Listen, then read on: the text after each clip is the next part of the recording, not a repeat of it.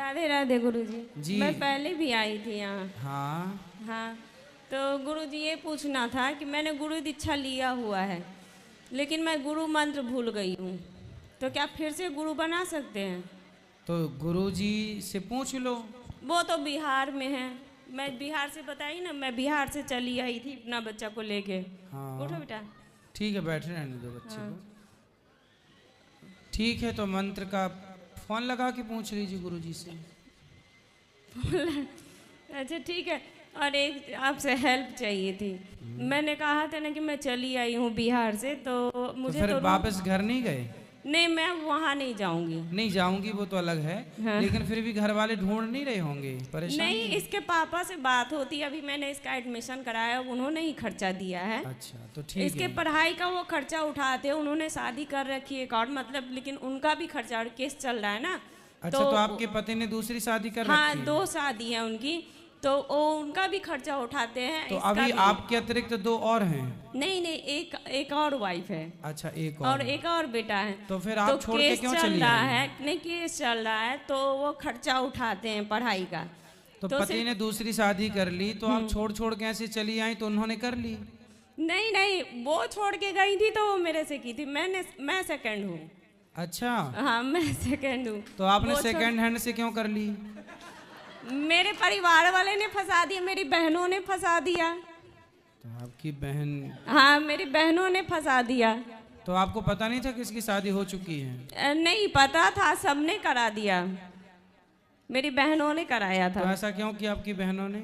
क्योंकि वो लोग नहीं चाहती थी कि मेरी शादी अच्छे फैमिली में, उन लोग से मैं अच्छी फैमिली में तो जाऊँ। आपकी बहन आपकी बताओ आपके साथ गलत किया? हाँ, मैं अब किसी से बात नहीं करती, बहनों से भी बात नहीं करती, तो ऐसी बहनों को पता नहीं इसीलिए नहीं बात गलत करती। है किसी को भी गलत गाइड करना, किसी के नहीं, साथ मेरी गलत बहनें करना। मेरी सौतेली सास से सबसे मिली हुई थी, उन लोगों ने ही सबने मिलके मुझे शादी करा दी थी। अच्छा वो चली गई तो अब जो भी तो उसका फिर प्रॉब्लम। आपके पति, जब आपको शादी के बाद पता चला कि आपके पति की दूसरी शादी हूँ मैं, दूसरी पत्नी हूँ, तो फिर आप जब हो ही गई शादी तो फिर निभा लेते रिश्ता? तो मैं तो निभा ही रही थी, मैंने कि मेरी सास परेशान करती है। क्या कहती है सास? उन्होंने ही मेरा देह खराब कर दिया, उन्होंने ही मुस्लिम से कराया हुआ, मेरी सास मेरा सौतेला देवर। तो वो लोग मुझे नहीं रहने देती है वहाँ, वो लोग मुझे परेशान करती है। तो मतलब कुछ भी मेरे हस्बैंड देते हैं तो उन लोगों को परेशानी होती है। अच्छा वो लोग परेशान। अभी इसका मैंने एडमिशन कराया, उन्होंने ही खर्चा दिया है, लेकिन बस मैं चाह रही थी जैसे मुझे रूम मिल गया है, आप मुझे यहाँ। भगवान कृपा करें, सब अच्छा हो। आप गुरुजी- भोजन प्रसाद यहाँ कर लिया करी गौरी गोपाल में वो रोज? तो मैं करती हूँ, लेकिन गुरुजी मुझे आपसे हेल्प चाहिए थी। बताओ। जैसे यहाँ पे बहुत सारी बहनें हैं माताओं की सेवा में, मुझे भी रख लेते ताकि मेरा रूम रेंट निकल जाता।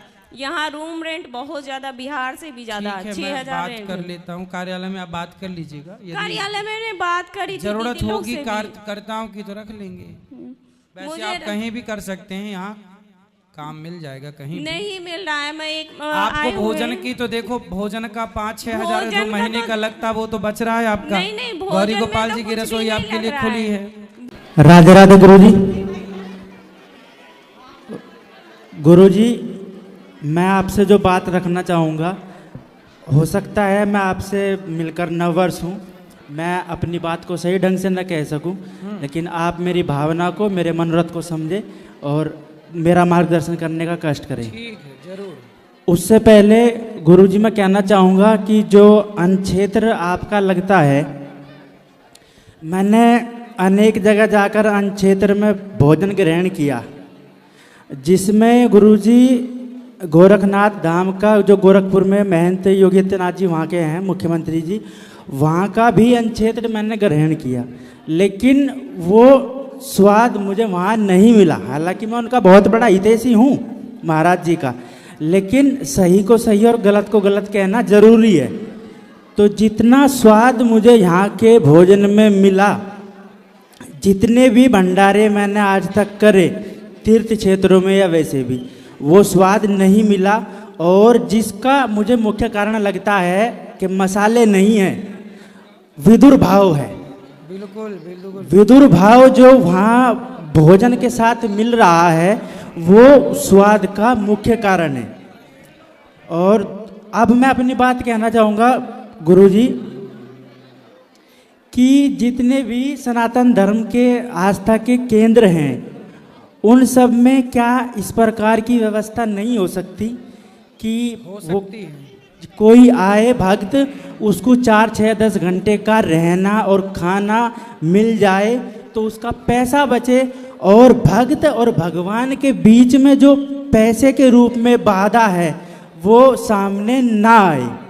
अब यहाँ पे देखो दिन भर रेस्ट करने के लिए भी जगह मिल जाती है और रात को भोजन भी मिल जाता है। जी जी वही चाह रहा हूँ मैं, कह रहा महाराज जी ये हर जगह क्यों नहीं हो सकता? जो बड़े बड़े मंदिर हैं उनकी कमेटी है, सरकार है, राज्य सरकार है, केंद्र सरकार है, क्या वो ऐसी व्यवस्था नहीं कर सकते कि भक्त आ रहे हैं 4-6 घंटे का विश्राम करें और दर्शन करके अपना काम कर तो सब सकते हैं पर करने की नीयत भी तो हो। जी ये सब काम होते हैं बेटा नियत से। आपकी नीयत अच्छी है तो आप कर पाओगे, आपकी नीयत अच्छी नहीं है तो आप कैसे करोगे? तो नियत से काम होते हैं। जी एक चीज़ और महाराज जी कि अभी माननीय मुख्य प्रधानमंत्री जी हैं देश के और बड़े ईमानदार हैं, लेकिन अभी भी भ्रष्टाचार कम नहीं हो रहा। बिल्कुल। अगर अभी भी कम नहीं होगा और अगर उत्तर प्रदेश की बात करें तो माननीय मुख्यमंत्री जी उनसे भी ज़्यादा ईमानदार हैं। अगर अभी भी भ्रष्टाचार कम नहीं होगा तो फिर कब होगा? इसमें मैं एक राय रखना चाहता हूँ, उस पर आपका मार्गदर्शन चाहता हूँ महाराज जी। क्या होना चाहिए कि नेता आते हैं, संविधान और ईश्वर की शपथ लेते हैं और फिर हर एक कार्य में अपने 10% 20% कमीशन लेते हैं आराम से। वो संविधान और ईश्वर की शपथ ना लेकर के अपनी संतान की शपथ लें। वाह। अपनी संतान की शपथ लें और ये कहें कि हम किसी भी तरह का भ्रष्टाचार नहीं करेंगे और अपना जो उनका धार्मिक केंद्र है, जैसे अयोध्या हो गया, मक्का मदीना हो गया, वो अपनी संतान की शपथ लें और अपने धार्मिक केंद्र पर अपने बच्चों की शपथ लेंगे। सही कह रहे हो आप। बच्चों की शपथ लेके बोलें कि भाई भ्रष्टाचार नहीं करेंगे। राधे राधे गुरुजी जी आपके चरणों में कोटि कोटि नमन वंदन। खुश रहिए। हम बहुत खुश हैं आपकी कथा सुनकर। हम 4 साल से आपकी कथा सुन रहे गुरुजी। हमारे पूरे परिवार में आपकी कथा सुनकर इतना परिवर्तन हुआ है। हम पहले देरानी जेठानी मुन नहीं बोलती थी, अब बहुत बोलती हैं। सारा दिन हम देरानी जेठानी ऐसे रहती हैं जो सगी बहनें। अच्छा। हाँ देखो कथा का कितना बड़ा प्रभाव है। पारिवारिक प्रेम बढ़ रहा है कथा से, रिश्ते सुधर रहे हैं कथा से, बच्चे सुधर रहे हैं कथा से। और हमारा ससुराल है डाणा गांव। पूरा गांव आपको इतना चाहता है गुरुजी। हम चाहते हैं कि आप हमारे गांव में जाकर कथा करें। जरूर। गांव वालों को हमारी राधे राधे बोलना। हमारी सहेलियों को आप, मैं नाम लेती हूँ गुरुजी, उनका नाम लेकर आपको राधे राधे कहना है। हमारी बहन है कमलेश, उनको राधे राधे कहना। कमलेश मैया को राधे राधे। गुड्डी, आरती, राज, राज, हाँ सबको, सब गांव वालों को राधे राधे। सबको राधे राधे। आरती, गुड्डी और राज। हाँ चाची नीलम, सबको कहना। और गुरुजी हमारे बच्चों को भी आशीर्वाद देना। वो कथा इतनी नहीं सुनते। हम बहुत कहते हैं गुरुजी की कथा सुना करो। और मेरी संत सेवा करने के लिए भी कुछ योगदान करना गुरुजी। ठीक है, वो कार्यालय में नाम लिखा लेना पीछे। हाँ ठीक। हमारे पति है गुरुजी। राधे राधे गुरुजी। जी गुरुजी मैं आपके कहने अनुसार आपने क्या है कि धोती कुर्ता पहनना चाहिए। वाह। इसलिए तो मैं ब्याह शादी में मंदिर में कहीं जाता हूँ धोती कुर्ता पहन के जाता हूँ, मुझे बहुत अच्छा लगता है गुरुजी। सब कहते हैं पंडित है, पंडित है, माँ कहने दो। मेरे हाँ, को तो पंडित है तो अच्छी बात तो है। पंडित ही तो कह रहे हैं। गुरुजी ये तिलक है ना, हमारे गांव के अंदर या शहर के अंदर कोई भी नहीं लगाता। मैं गुरुजी 2 साल से तिलक लगा रहा हूँ। तिलक लगाया करो अपना। तो गुरुजी मैं बहुत समझाता हूँ उनको, पता नहीं उनको समझ में नहीं आते जी। क्या बात करना है, कोई बात है, वो समझे ना समझे, आप अपना करते रहो अच्छा काम। राधे राधे गुरुजी। गुरुजी हमारी चाची सास आई हुई है। ये राधा स्वामी का नाम ले रखा है इन्होंने। ये कहती है कि नहीं जो आपका हमने गुरुजी बनाए हैं तो क्या ये 3 लोक पर ही पार उतारेंगे, चौथा लोक नहीं जाएंगे। ये क्या है जी चौथा लोक 3 लोक? कौन बोलता था? हमारी चाची सास आई हुई है जी। क्या बोलती हैं 3 लोग? हमें तो पता नहीं, हम तो कह रहे हैं कि हम तो जिंदे जी मोक्ष मिल रहे हैं, हम आपको गुरुजी बना के हम इतने खुश है गुरुजी। जो भागवत सुनता है, जो भगवान की शरण में रह के अच्छे कार्य करता है, उसका मोक्ष तो होना ही है, उसमें कोई। गुरुदेव जी के चरणों में सत्सद नमन करता हूँ। मैं प्रभाकर कुमार निर्णयक छत्तीसगढ़ जांजगीर जी चांपा जिले से है। मेरा 2 अज्ञानता है, प्रश्न तो नहीं पूछ सकता मैं, गुरुदेव है। मैं अपना अज्ञानता को दूर करने के लिए 2 सवाल गुरुदेव से चाह रहा हूँ। सर्वप्रथम तो मृत्यु किसकी होती है? क्योंकि आत्मा की तो कभी मृत्यु होती नहीं है, और देह से जब आत्मा जाता है तो ये 5 तत्व जो है, क्षिति जल पावक गगन समीरा, अब 5 तत्व से बना शरीरा, ये 5 तत्व जो है अपने अपने में विलीन हो जाता है। तो मृत्यु किसकी होती है? एक प्रश्न। दूसरा प्रश्न मेरा ये है, पहले एक का ही उत्तर ले लो फिर दूसरा करना जी। मृत्यु किसकी होती है? न मृत्यु शरीर की होती है, न मृत्यु आत्मा की होती है, न मृत्यु सूक्ष्म शरीर की होती है। मृत्यु होती है सिर्फ अभिमान की। कौन मरा? अभिमान। अभिमान मरा। कौन मरा? अभिमान मरा। वो अभिमान जो कहता था कि मैं ये हूँ, वो अभिमान जो कहता था कि मैं अनिरुद्धाचार्य हूँ, वो अभिमान जो कहता था कि ये गाड़ी है, ये बंगला है, ये मेरा है, वो अभिमान जो कहता था कि तू मुझे नहीं जानता, वो अभिमान मरा। 5 तत्वों का बना शरीर 5 में मिल जाता है। पृथ्वी तत्व पृथ्वी, जल जल, वायु वायु, अग्नि अग्नि, आकाश आकाश में मिला शरीर पूरा। आत्मा ईश्वर का अंश थी, ईश्वर के पास चली गई। सूक्ष्म शरीर को पकड़कर यमदूत ले गए, उसे नरक स्वर्ग का गामी बनाएंगे, उसके पाप पुण्य का हिसाब होगा। कौन मरा? अभिमान मरा।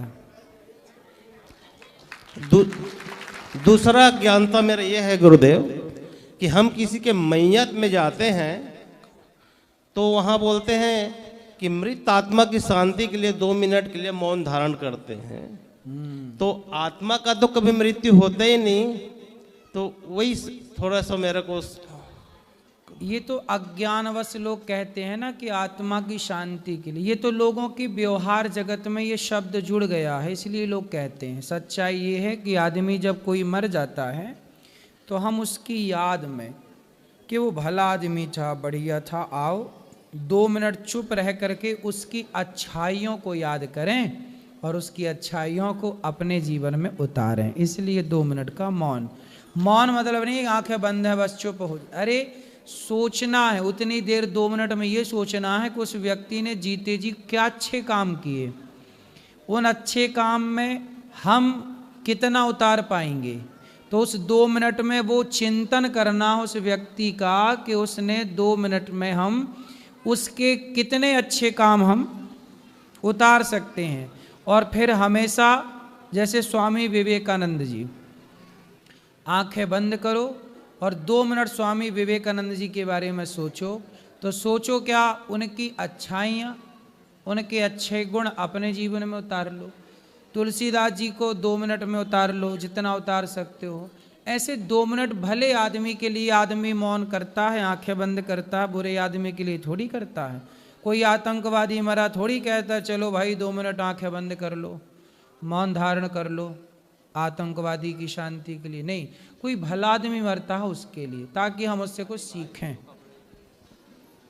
ठीक है गुरुदेव, प्रश्न तो और है लेकिन सबको अवसर मिलना चाहिए। और पूछो क्या है। ओ, जब आत्मा जो है मृत्यु होते हैं तो सूक्ष्म शरीर जो है आत्मा के साथ में जब परमात्मा के पास जाते हैं तो परमात्मा तो आत्मा जो है जो परमात्मा के साथ मिल जाता है, उस समय सूक्ष्म शरीर कहाँ रहता है? यमराज के पास। यमराज उससे हिसाब किताब करते हैं, सूक्ष्म शरीर वही तो है जो स्वप्न का दृष्टा था। दृष्टा। तो यमराज जी उसका हिसाब करते हैं, क्या पाप किया तूने, क्या पुण्य किया। उसके पाप के अकॉर्डिंग उसे नरक भेजा जाता है, पुण्य के अकॉर्डिंग स्वर्ग भेजा जाता है। उसके कर्मों के अनुसार 84 लाख योनियों में चक्कर काटने भेजा जाता है। फिर उसे यहाँ शरीर मिलता है। ये शरीर संसार में मिलता है स्थूल, पर सूक्ष्म शरीर आ जाता है। पुनः